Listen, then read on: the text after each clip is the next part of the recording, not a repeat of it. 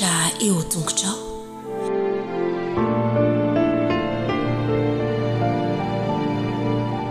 Manahoana daholo indray zazaboto faly tonga totokatrannareo amin'ity sapata ity dia andao sika hiaraka isotra an'Andriamanitra satria tahiny mandrakariva nge sika dia mbola omeny sapata mba hiarahantsika aminy. Akambana indray ary ny tanany dia aondrika ny loha, akipy ny maso, hiara hivavaka isika.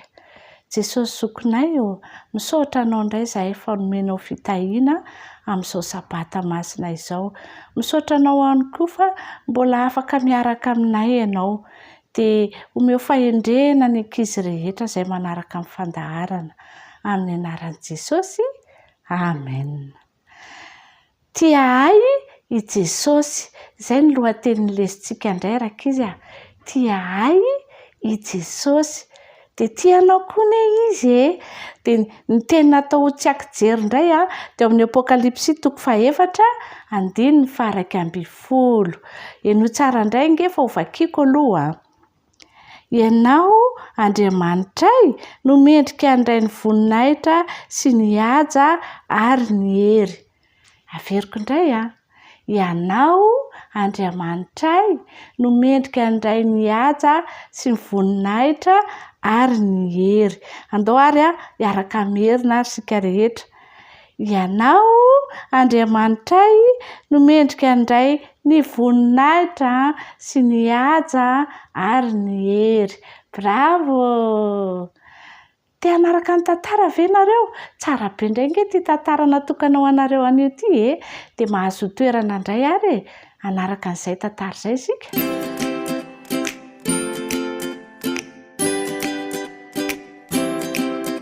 Taorian'ny iarahan'izy ireo ny sakafo hariva dia nandeha tany amin'ny sahay Jesosy sy ny mpianany. Mivavaha ho Jesosy tamin'ireo sakaizany.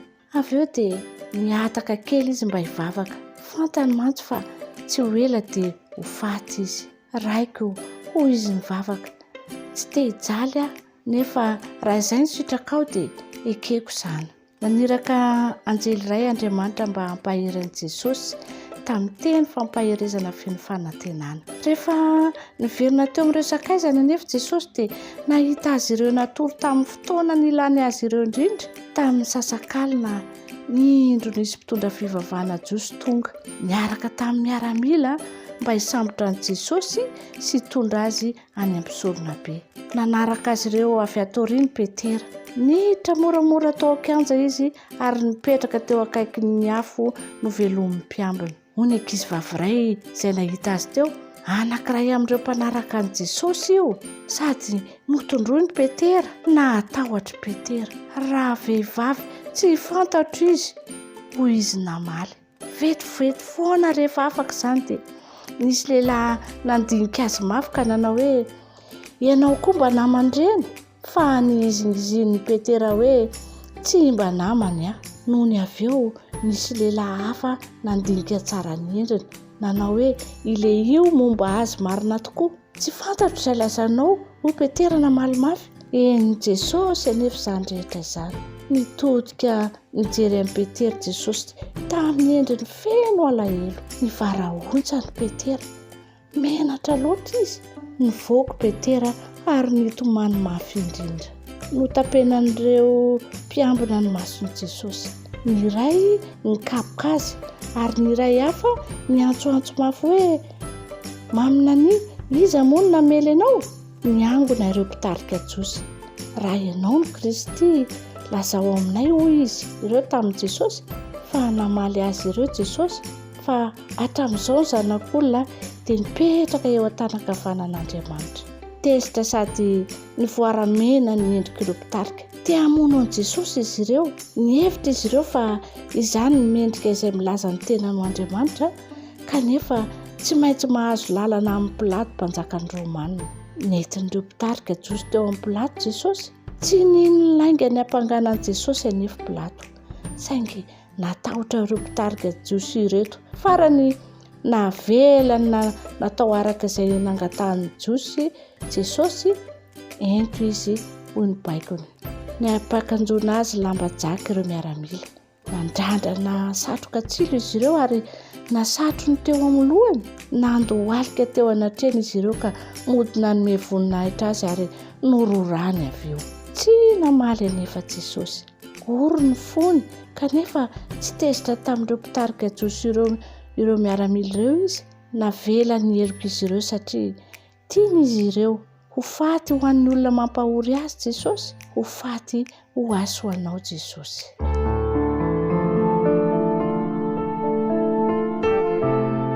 Mianatra eo tongotrao.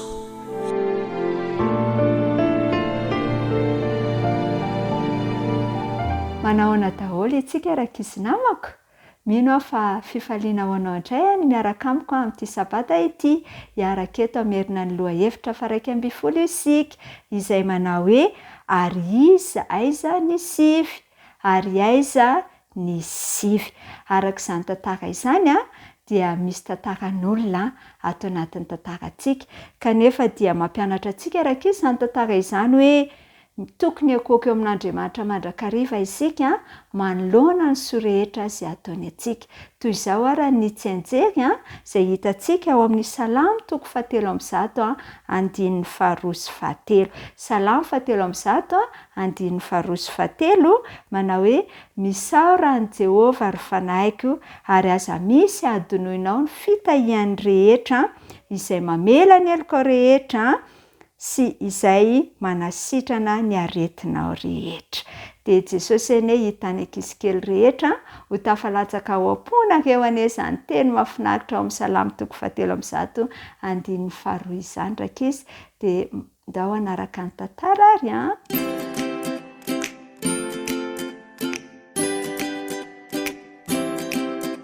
Efa voankitrotro fe ianareo rakizy, raha izany dia voatery nijanona tao an-trano ianareo fa tsy afaka nandeha nianatra nandritry ny fotoana maharitra mihitsy. Raha makany am-pianarana mantsy ianareo dia mety azo ilay aretina avy aminareo koa nge ny ankizy hafa satria arety mifindra ny kitrotro ka mora foana ny azahoan'ny olona izany. Ny lesonantsika an'io dia tantara an'olona folahy izay nanana aretina mifindra. Indray andro dia nandeha ho any Jerosalema rakizy Jesosy sy ny mpianany, namakivaky ny lalana izay nanelanelana ny Galilea sy Samaria. Raha vatany vao tafiditra tao an-tanàna izy ireo dia nisy folahy niantsoantso hoe ry Jesosy Tompo, ry Jesosy Tompo, mamindrafo aminay. Nijery nanodidina azy Jesosy, nahita trano kely izay namboarina manokana ho an'ny boka tery ivelan'ny tanàna izy. Nahita lehilahy nitafy akanjo rovidrovitra izy. Nahita ireo tanana sy tongotra izay nofonosina lamba izy. Avy hatrany ange dia fantatry Jesosy fa boka izy ireto. Fantany ny alehibe ny faniriana izy ireo ho sitrana. Taloha elabe mantsy rakizy talohany nahatongavan'i Jesosy teto an-tany dia nanome lalàna manokana ny boka Mosesy. Raha vao miseho eo amin'ny hoditry ny boka ny fery izay manambara bokana dia tsy maintsy aseho an'ilay olona any am-pisorona izany. Izany misorona tsara aloha ilay fery ary roahana tsy ao an-tanàna ilay olona rehefa avy eo. Aorian'ny fe-potoana omena azy dia miverina miseho ao am-pisorona indray ilay boka. Raha tsy sitrana ilay fery dia ambara am-pisorona fa maloto ilay olona satria tratry ny abokana. Tsy maintsy mandeha mipetraka any ivelan'ny tanàna izany izy. Tsy mahazo miverina ao amin'ny fianakaviana intsony izy ireo raha tsy hoe sitrana. Nefa na dia manantena ary manantena hatrany aza ireny boka ireny dia tsy sitrana ny abokany rakizy. Jiosy ny sivy tamin'ireto boka folahy ireto fa Samaritana kosa ny iray. Nareny amin'ny Jesosy izy ireo, natsotra ny tany amin'ny Jesosy ange ny tanany ary tena nangataka azy izy mba hanampy azy ireo. Mandehana miseho am-pisorona hoe ange ny antson'i Jesosy. Neto diso fanantenana vetivety teo angamba ireto boka ireto. Nefa dia azony ny tiany Jesosy ho tenenina.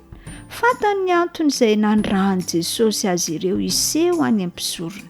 fantatra ireto boka ireto fa izy ireo ihany no tokony iseho any am-pisorona. Raha lazay am-pisorona fa sitran'izy ireo dia hiarahaba azy tonga soa ao an-tanàna indray ny olona rehetra, afaka mody any an-tranony sy hiara-mipetraka amin'ny fianakavian-drainga izy ireo fa inona no mbola andrasantsika hoy angamba ny fanontaniany iray raha ny azakazaka izay andeha any am-pisorona.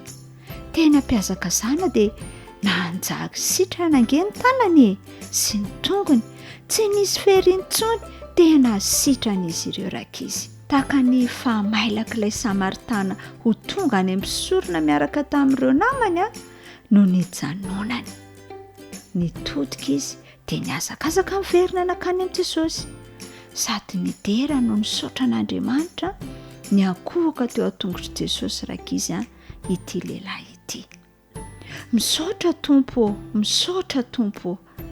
Dia niamafy izany fisaorana izany. Misaotra Tompo, misaotra Tompo, misaotra Tompo. Nangano ano ange mason'i Jesosy raha nahita izany.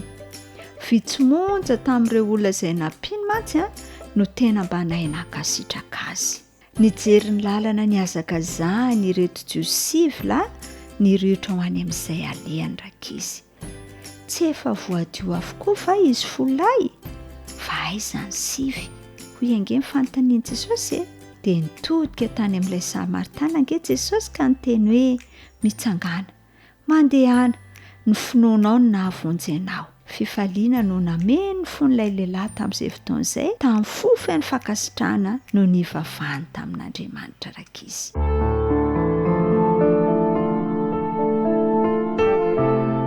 Mianatra eo tongotrao.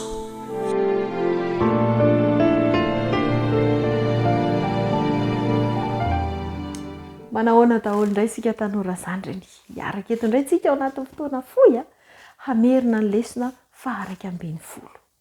Ilay firaisana no lohateny. Tsy anjerintsika. Jaonina 5:15 andiny 5. Izao voaloboka ianareo ny sampany izay miray amiko ary izao aminy dia hamoa be izy. Fa raha misaraka amiko kosa ianareo dia tsy mahay manao na inona na inona. Nafinaritra ny anarantsika ny lohahevitra nandritry ny herinandro iny tadidinareo ve inona no nataon'i Jesosy? Rehefa niaraka tamin'ny mpianana izy dia tia metrapetraka zavatra be da be amin'ireto mpianatra ireto. Tiany hoe hifankatia ny mpianatra. Matetika tokoa mantsy izy ireo no miadiady, mifanditra. Dia nefa ny Jesosy tena tiany izy ireo ary tiany Jesosy hoe tahaka ny tiavany Jesosy an'izy ireo no mba hifankatiavany koa.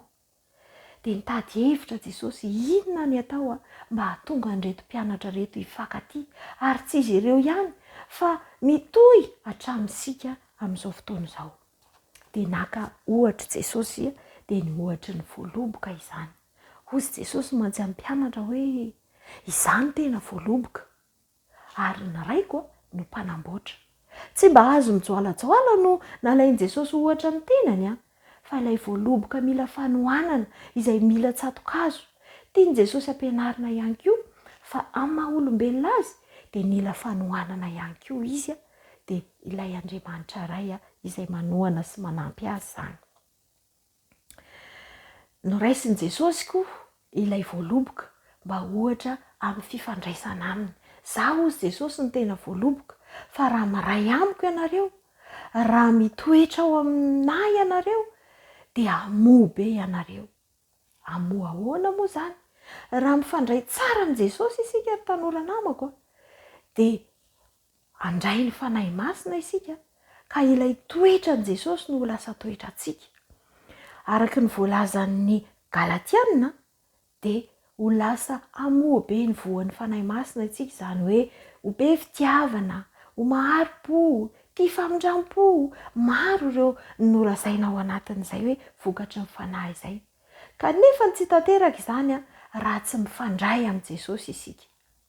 Amin'ny alalan'ny inona ary izany no tena hifandraisantsika amin'ny Jesosy? Jesosy ange tsy hitantsika maso amin'ny alalan'ny fianarana ny teniny sy ny vavaka tsy tapaka ary indrindra ireo fikolokoloantsika, ireo toetra izay voan'ny fanahy ao anatintsika ao.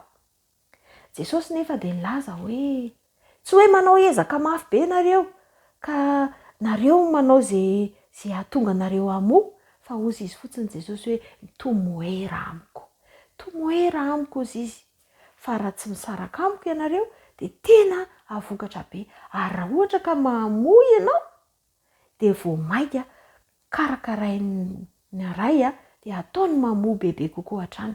Fa raha ohatra tsika ka tsy misaraka aminy dia raha ohatra tsika ka misaraka aminy dia tahaka ny voaloboka izay tsy miray amin'ilay tena voaloboka, dia maina, dia tapahana teo dia esorina dorana. Iza ny tiantsika izany? Ny zavatra nampianarin'i Jesosy antsika izany, raha mifandray aminy isika dia mandeha ho azy ny fifandraisana amin'ny hafa. Arakaraka ny anakekezantsika ny Jesosy no mahatonga antsika hifanakaiky kokoa ary hifankatia hatrany. Dia izay mihitsy ny tiany Jesosy ho fiainantsika. Izay no nahatonga azy nanome ohatra ny amin'ny voaloboka, fa irina isika mba hifankatia tahaka n'izay hitiavany antsika. Ny lesona nandritry ny herinandro izany tanora namako dia nampianatra antsika fa amin'ny alalan'ny fifandraisana tsy tapaka feno amin'i Jesosy, izay Andriamanitra ihany koa, dia amin'ny alalan'izay no ahafahantsika mitarika ny hafa ho eo amin'i Jesosy ihany koa. Nanampy antsika ahatsapa ihany koa hoe andeha mba haniry kolokolo fifandraisana maharitra amin'i Jesosy mba ahafahako mitarika ny hafa ihany koa ho eo amin'i Jesosy. Izay ilay hoe tia ny hafa ihany koa ianao. Tahaka ny itiavan'i Jesosy ny hafa no itiavanao azy ireny ihany koa, dia mahatonga an'izy ireny ho eo aminy. Andeha handray fanapahan-kevitra isika ka hamaly amin'ny alalan'ny fizarana ny fitiavan'i Jesosy amin'ireny namantsika ireny, ka hahatonga an'izy ireny hanolotra ny fiainany sy handray an'i Jesosy ho mpamonjy ny tenany ihany koa. Izay koa ny anarantsika nandritry ny herinandro, ary mino fa hanova ny fiainantsika izay, hanova ny toetrantsika ho tahaka an'i Jesosy, ho tia ny hafa ihany koa. Dia mirary soantsika tanora zandriny ary mandra-piona amin'ny manaraka indray.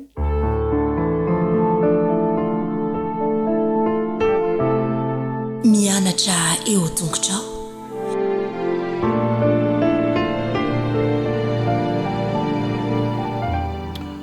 Ovitsika mirapantsika rehetra na ny mpiaino radio azisy na isika izay mpanaraka ny page Facebook ny 974 106.4 FM oazisy tana. Mirabanao lohateny anankiray indray nodiniantsika manao hoe manao manehoa fanajana ato antranoko. Zay maneho fanajana ato antranoko. Aizy io trano io ao amin'ny tranon'Andriamanitra maneho fanajana. Andeha ovakitsika ny Isaia 4:5-7. Fa ny tranoko atao hoe trano fivavahana ho an'ny firenena rehetra. Ny tranoko hoy ny Tompo atao hoe trano fivavahana ho an'ny firenena rehetra. Tsy tempolo zany ny tranon'Andriamanitra na ny fiangonana, fa trano fivavahana. Eto zany dia ahintsika kely zay. Fa ny tempolo tsy efa rava, ary ny tempolo dia ao amin'ny efitra masina.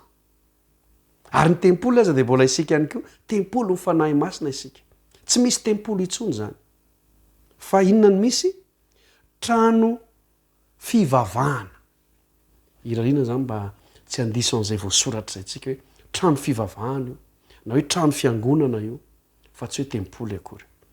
Kanefa rehefa trano fiangonana dia zao ny tenin'ny Baiboly, na trano fivavahana, izy io dia natao amin'ny firenena rehetra. Dia andray lesontsika androany hoe maneho fanajana atao tranoko. Zay zany ny baiko. Ao amin'ny tranon'Andriamanitra dia maneho fanajana isika. Fa natao hivavahana io trano io. Ny zatra mitranga anie dia zao hoe tsy manome voninahitra an'ilay tranontsika, tsy manome fanajana an'ilay tranontsika, fa tsy mitabataba. Indraindray nge rehefa ao am-piangonanao dia tena ohatran'ny hoe any an-tsena, te mitabataba, te miresaka.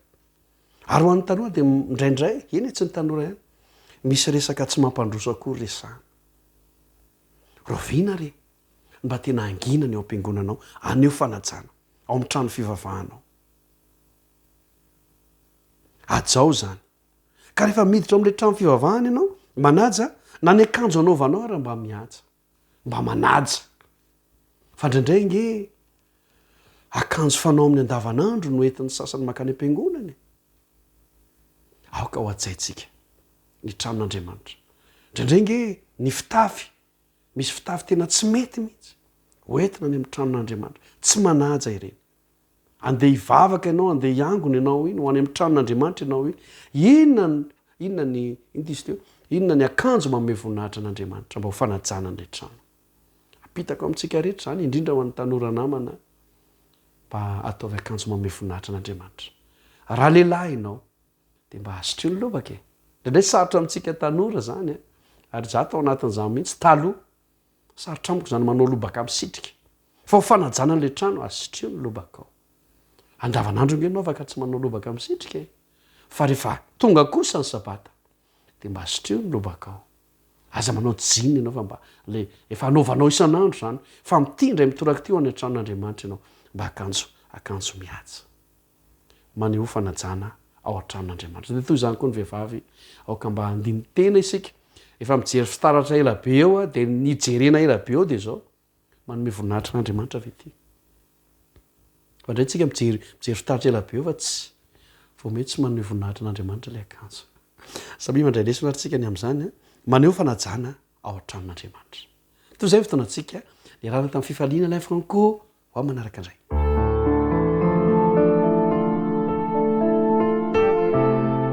mianatra eo tongotra ao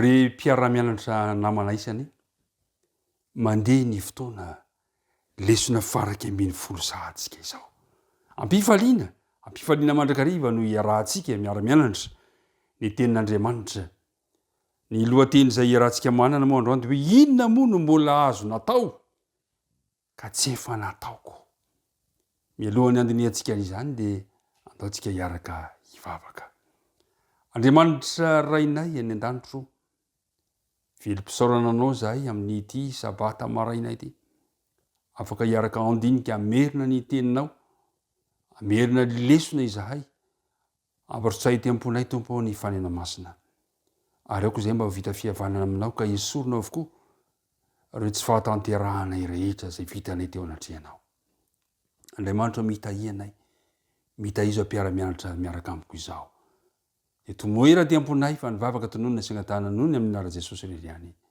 amen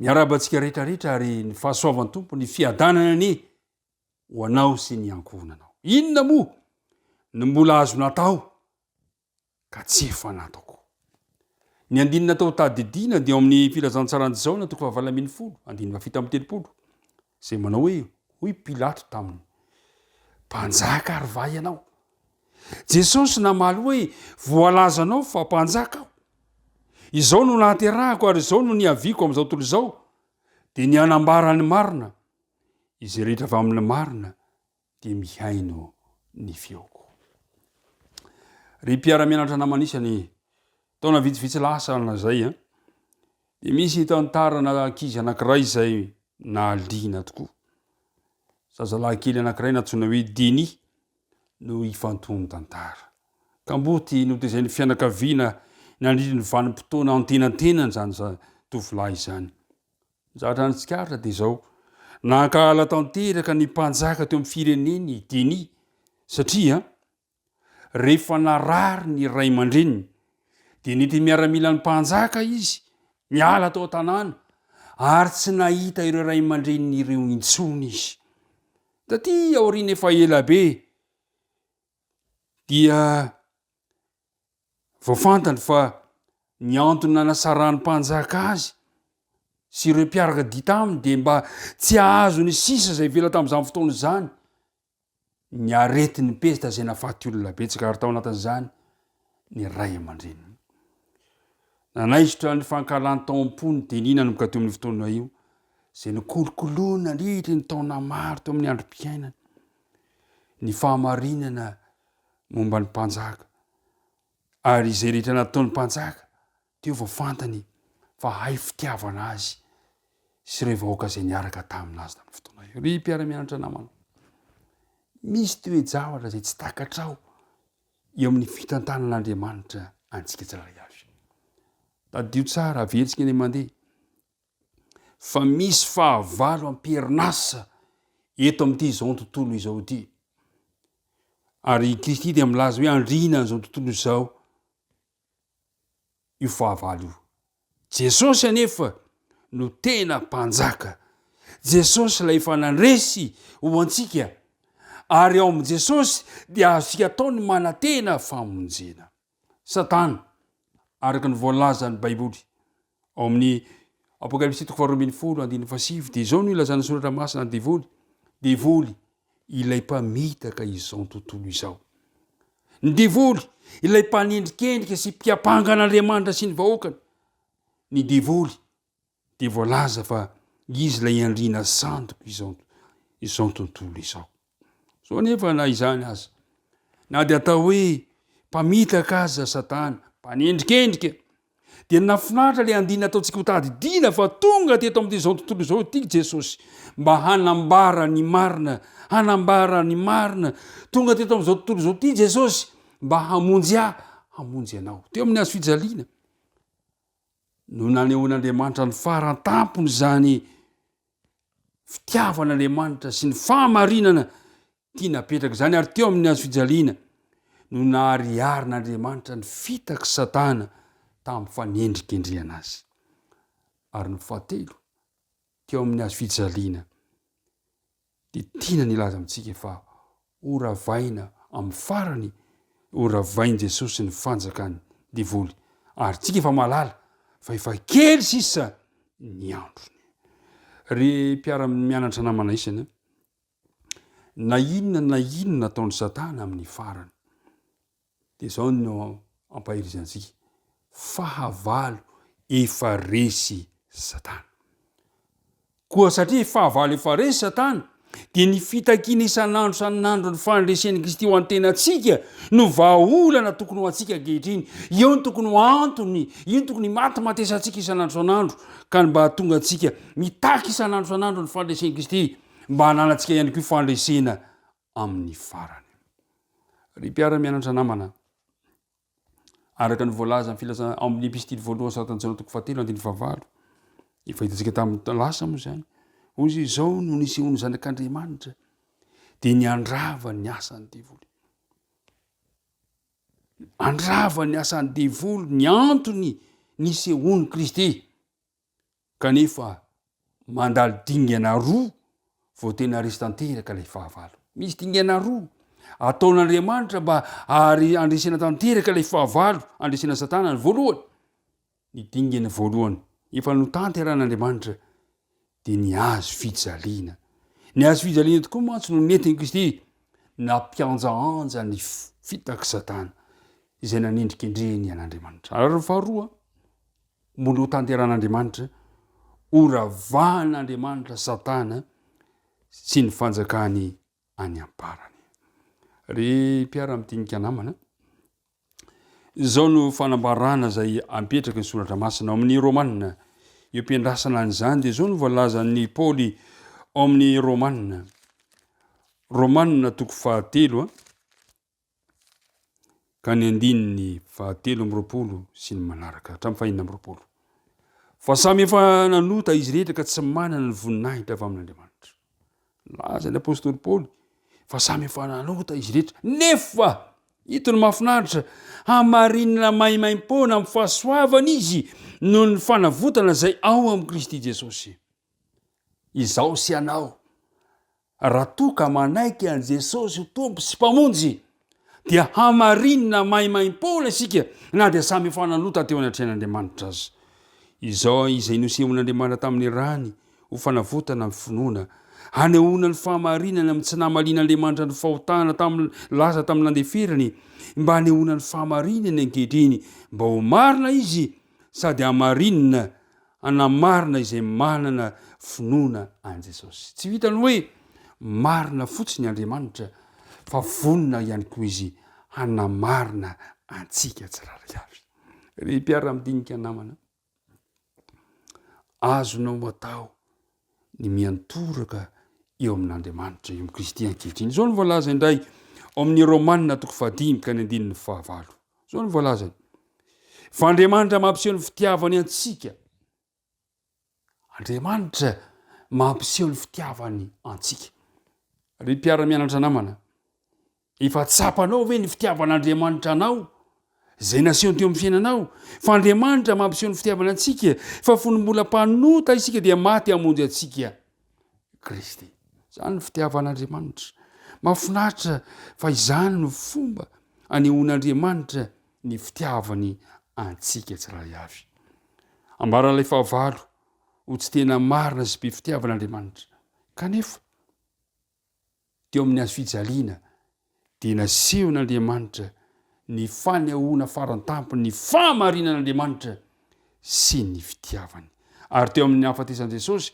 teo vao hitany Satana fa tena diso tanteraka izy ary teo nahitany Satana fa resy tanteraka Satana ry mpiara-mianatra namana da dia fa mikendry zay ahasoantsika andriamanitra petraka amin'ny fanontaniana zay napetraka ny lohatendresany manao hoe ino ny efa nataony ka tsy efa nataony ao amin'ny bokin'ny mpaminany Isaia toko 5 dia misy tsy anjery misy hira zay nampitondrain'andriamanitra ny mpaminany Isaia toko 5 hoy ny voalaza le teny aoka hirany amin'ny malalako dia ny hirany malalako any tanimbolopony ny malalako manana tanimboloboko atao akavoana alonaka dia nasainy io ka nisoro ny vato ary novoleny karazam-boloboka tsara sady nanao tilikambo teo afovoana izy ary nantavaka famiazam-boloboka teo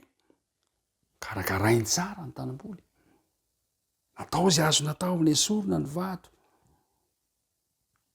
dia zao ny voalaza rehefa tonga ny fotoam-piotazana dia nanantena azy amo voaloboka tsara izy kanjo namoa voalobodratsy koa noho izany rim-ponina amin'ny tany sy any Jerosalema sy ry lehilahy amin'ny Joda masina ianareo tsarao aho sy ny tanimboloboko inona moa no mbola azoko natao azo natao tamin'ny tanimboloboko ka tsy efa nataoko taminy ko raha nanantena azy amo voaloboka tsara aho nahoana no namoa voalobodratsy izy ry mpiara-midinika namana nasehon'andriamanitra tamin'ny fomba magaga tao anatin'ny fifanandrinana lehibe ny fitiavany sy ny fahamarinana saingy mety mbola isy manontany hoe so mbola misy tokony ataon'andriamanitra ihany hitantsika tsara teto fa nanao fanoharana tamin'ny alalan'ny mpaminany Isaia Andriamanitra inona zatra nitranga Andriamanitra ny tompon'ny tanimboaloboka ary maneho ny vahoakan'Andriamanitra kosa ilay tanimboaloboka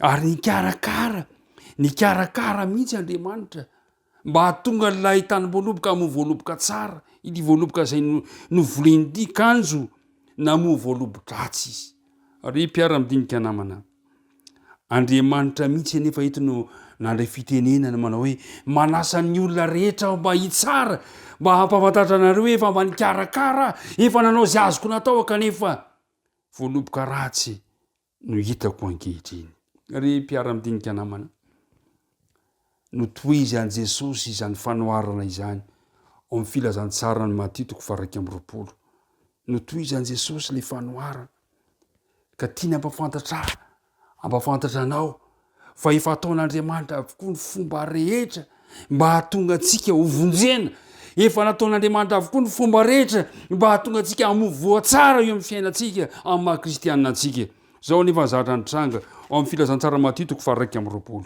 filazantsara Matthieu toko 2 hitantsika tsara fa zavatra nitranga rehefa tonga ny fotoam-piotazana dia naniraka ny mpanompo n'ilay tompony amin'ny 7:70 mba haka ny vokatra ny 5:70 fa nipiasa tany sambotra ny mpanompony ka ny anankiray ny kapohony ny anankiray ny vonony ary ny anankiray ny torany vato dia naniraka mpanompo hafa indray koa izy ka natao nitahakan'le teo ary no ny farana dia zao ny voalaza 7:70 dia naniraka ny zanany ka ny aminy izy ka na hoe anaja ny zanako izy kanjo ny piasa tany no nahita ny zanaka dia niresaka hoe ity no mpandova andeha ho vonoantsika dia ho lasantsika ny lovany ary nisambotra azy izy ka namoaka azy teo ivelany tanyboloboka dia namono azy. Ry mpiara-mianatra namana, inona no tsy efa nataon'Andriamanitra antsika?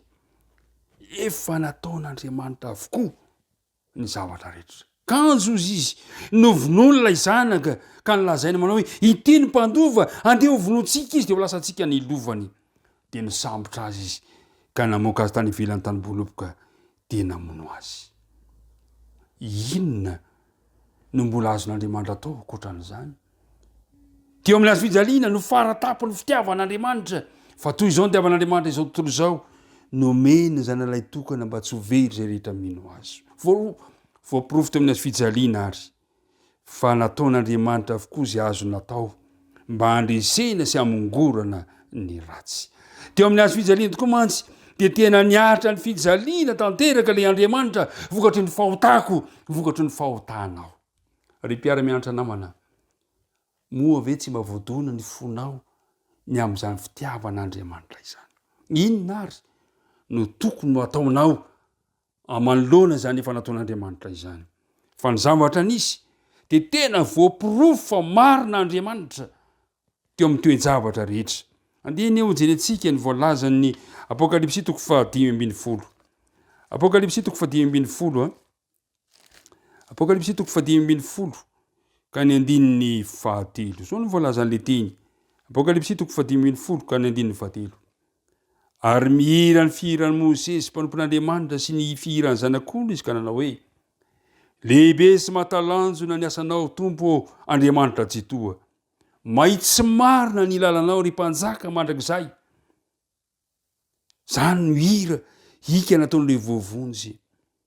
De zao no toyiny: iza no tsy atahotra ary iza no tsy ankalaza ny anaranao Tompo, fa ianao ihany no masina, ary firenena rehetra ho avy ankohaka eno andrianao, fa efa nahariary ny fitsarana marina nataonao. Voapirofo reo voavitra fa marina Andriamanitra. Eo amin'ny tantara marina Andriamanitra. Tsy misy tokony tsy salasala ny fahamarinan'Andriamanitra isika. Tsy tokony hisy aloko ny fisalasalana ny amin'ny fitiavan'Andriamanitra tonga lafatra isika tsirairay avy. Marina Andriamanitra. Andeha ny ataontsika zany zao de zao. Andeha hamarintsika lay Andriamanitra marina sy be fitiavana. Andeha hamarintsika eo amin'ny fiainatsika izy. Andeha hamarintsika eo amin'ny tontolo mpiainatsika lay Andriamanitra marina. Zao ny voalaza amin'ny Apokalipsy 5:10. Apokalipsy 5:10 ka ny andininy 1 sy ny manaraka manao hoe: ary rehefa afaka izany dia nareo ohatra ny feon'ny vahoaka betsaka tany an-danitra ao nanao hoe: Aleloia! Ny famonjena sy ny voninahitra ary ny hery dia an'Andriamanitsika, fa marina sy mahitsy ny fitsarana ataony. Fa nitsara ilay vehivavy janga lehibe izy, dia ilay nandoto ny tany tamin'ny fijangajangany, ary namaly azy ny amin'ny ranom-panompony izay nalatsaka ny tanany. Dia niteny fandroana ireo nanao hoe: Aleloia! Ary nisetriko ny tanàna dia miakatra mandrakizay mandrakizay. Ary ny lolo 420 sy ny zava-manana ny 4 dia nikohaka ny vavaka tamin'Andriamanitra izay mipetraka ambony seza fiandriana ka nanao hoe: Amen! Aleloia! Ry mpiara-midinika nama, manamarina an'Andriamanitra ireo vahoaka voavonjy amin'izay fotoana izay. Marina Andriamanitra, ka satria marina Andriamanitra dia mipolotra, miverina ndray ilay fideran'Andriamanitra tamin'ny andro Davida manao hoe: Aleloia! Zany no andrandraitsika tsy ho ela intsony, tsy ho ela intsony. Dia anakoako amin'ny vavantsika indray izany aleloia, maneho ny fahamarinan'Andriamanitra izany. Ary mahafinaritra fa mandritra ny fitsarana aorian'ny fiverenan'i Jesosy, satria voalaza fa aorian'ny fiverenan'i Jesosy dia mbola hitsara ny voavitra. Ireo voavitra reo ka anamarina, ka rehefa sokafana ny boky, rehefa sokafana boky firanketana dia hita eo avokoa efa nahoana nakaizy ianina, nahoana tsy voavonjy ianina, fa naninona dia jerevana eo dia samy miaiky ny rehetra marina Andriamanitra. Inona no tsy efa nataon'Andriamanitra? Ry mpiara-midinika namana, ity ampamaranana dia te hanao antso anao. Inona no mbola azo natao ka tsy efa nataon'Andriamanitra? matoa avery tsy no Andriamanitra fa izaho no nisafidy ho very. Matoa ianao very tsy Andriamanitra fa ianao no nisafidy ho very. Inona no tsy fanataon'Andriamanitra tamintsika androany azy? Tiako mba ho voavonjy isika rehetra, tiako mba samy anamarina n'Andriamanitra ny fiainantsika isika, ka samy hiteny ilay aleloia rehefa tonga izay fotoana izay. Tompo any hombanao andao indray avaozina ny fanoloran-tena androany. Tompo inty aho, inty indray izahay, fa efa naneo ny fitiavanao taminay ianao, teo amin'ny azy fijaliana ny faratampona nasehonao ka nandatsahanao ny ainao. Inty izahay miantoraka aminao. Ndeha ary hivavaka isika amaranantsika izao tenidinika mahafinaritra izao. Rainay eo izay any an-danitra, misotranao izahay noho ny fitiavanao anay. Tsy mendrika izahay kanefa dia nampafantarinao tamin'ny alalan'ny lesona fa ny zavatra rehetra dia efa nataonao avokoa mba hamonjena anay, mba hahatonga anay hamoa vokatra tsara eo amin'ny fiainanay. Andriamanitra mamelany elokay. Ankehitriny ary mamondrafo aminay, mamondrafo aminay. Raison'ilay izahay ekeo ho zanakao, fa ezaka izahay tsy noho ny herinay fa noho ny fahasoavanao mba hanamarina anao eo amin'ny fiainanay. Dia mitahizo ampiaino izao, mitahianay tsiraray avy. Nivavaka tonononay sengatany amin'ny anarana Jesosy. Amen.